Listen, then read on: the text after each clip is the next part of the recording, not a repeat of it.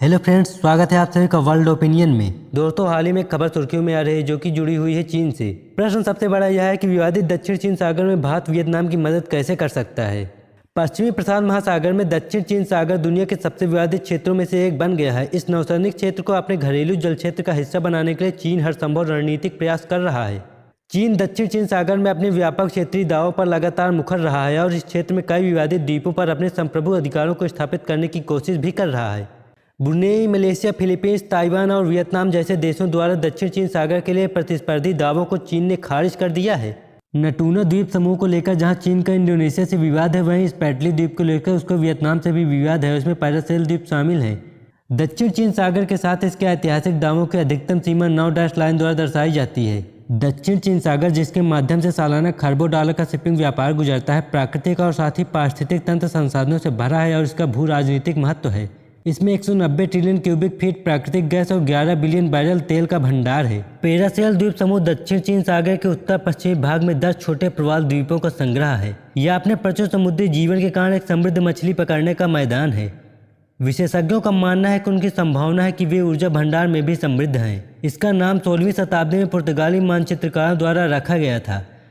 चीन ने इस पर 45 से भी अधिक वर्षों से कब्जा कर रखा है। बीजिंग के इस कदम का विरोध करने के लिए इन द्वीपों पर कोई स्वदेशी आबादी नहीं है। वे वास्तव में चीनी सैन्य चौकियों, कृत्रिम बंदरगाहों और हवाई क्षेत्रों से भरे हुए हैं। वियतनाम पैरासेल द्वीप समूह को गुयेन राजवंश का हिस्सा बताता है, जिसने 1686 में नक्शे के अनुसार देश पर शासन किया था। गुयेन राजवंश के राजा जिया लॉन्ग ने सन 1816 में औपचारिक रूप से इन द्वीपों पर कब्जा कर लिया था और इस पर वियतनामी संप्रभुता स्थापित की थी। हालांकि चीन का आख्यान अलग है और यह दावा करता है कि द्वीप 2000 से अधिक वर्षों से उसके नियंत्रण में है, जिसे चीन में जायसा के नाम से जाना जाता है। अपने विदेश मंत्रालय द्वारा जारी एक बयान के अनुसार चीन ने किसी अन्य देश से पहले दक्षिण चीन सागर में संसाधनों की खोज की और खोज की इस तरह इस क्षेत्र पर अपनी संप्रभुता स्थापित की। दक्षिण चीन सागर में क्षेत्रीय और समुद्री विवाद हिंद प्रशांत क्षेत्र की शांति और सुरक्षा के लिए एक चुनौती बन गए हैं।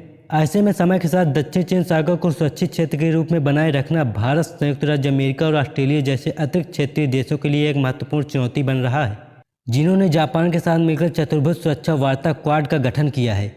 हालांकि भारत दक्षिण चीन सागर में एक सीधी सीमा साझा नहीं करता है, लेकिन यह क्षेत्र में नियम आधारित आदेश और नेविगेशन की स्वतंत्रता बनाए रखने की कोशिश करता है। इसने अपने ऐतिहासिक संतुलित दृष्टिकोण को बढ़ाया है और इस क्षेत्र में सक्रिय भूमिका निभाना शुरू कर दिया है।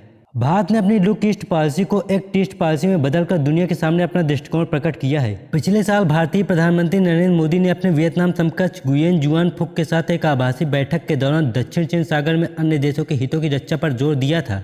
भारतीय विदेश मंत्रालय ने स्पष्ट रूप से कहा है कि देश इस क्षेत्र में समुद्र के कानून के लिए संयुक्त राष्ट्र सम्मेलन के तहत नियम आधारित आदेश चाहता है। भारत ने उस क्षेत्र के लिए चीनी प्रस्ताव पर चिंता व्यक्त की है, जिसमें वह किसी तीसरे पक्ष के सैन्य अभ्यास को प्रतिबंधित करना चाहता है। इसने शांति, समृद्धि और लोगों के लिए वियतनाम संयुक्त दृष्टि नाम से एक द्विपक्षीय दस्तावेज जारी किया था। इस दस्तावेज में दोनों पक्षों ने दक्षिण चीन सागर में पार्टियों के आचरण पर घोषणा के प्रभावी कार्यान्वयन पर जोर दिया है। इसने एक कड़ा संदेश दिया था कि राष्ट्र किसी को भी इस क्षेत्र में वैध अधिकारों और हितों में बाधा नहीं बनने देंगे। भारत और वियतनाम के संयुक्त बयान ने दक्षिण चीन सागर में गैर सैन्यीकरण और स्वरेस्तना के महत्व को भी बढ़ावा दिया है, ताकि इस क्षेत्र में स्थिति और जटिल न हो और शांति और स्थिरता बनी रहे। वियतनाम दक्षिण पूर्व एशियाई राष्ट्र संघ का एक महत्वपूर्ण देश है, जिसका चीन के साथ गंभीर विवाद है। भारत और वियतनाम ने दक्षिण चीन सागर में तेल की खोज के लिए एक समझौते पर हस्ताक्षर किए हैं। भारत के परमाणु ऊर्जा नियामक बोर्ड, वियतनाम के विकिरण और परमाणु सुरक्षा विभाग की एजेंसी ने रक्षा उद्योग और परमाणु सहयोग के संबंध में एक समझौते पर हस्ताक्षर किए हैं। इसने वियतनाम राष्ट्र के दूरसंचार विश्वविद्यालय में एक सेना सॉफ्टवेयर पार्क के विकास के लिए 5 मिलियन का अनुदान भी किया है। कोविड-19 महामारी के दौरान भारत ने वियतनाम के साथ एक विश्वसनीय, कुशल और लचीला आपूर्ति श्रृंखला स्थापित करने का आश्वासन दिया है।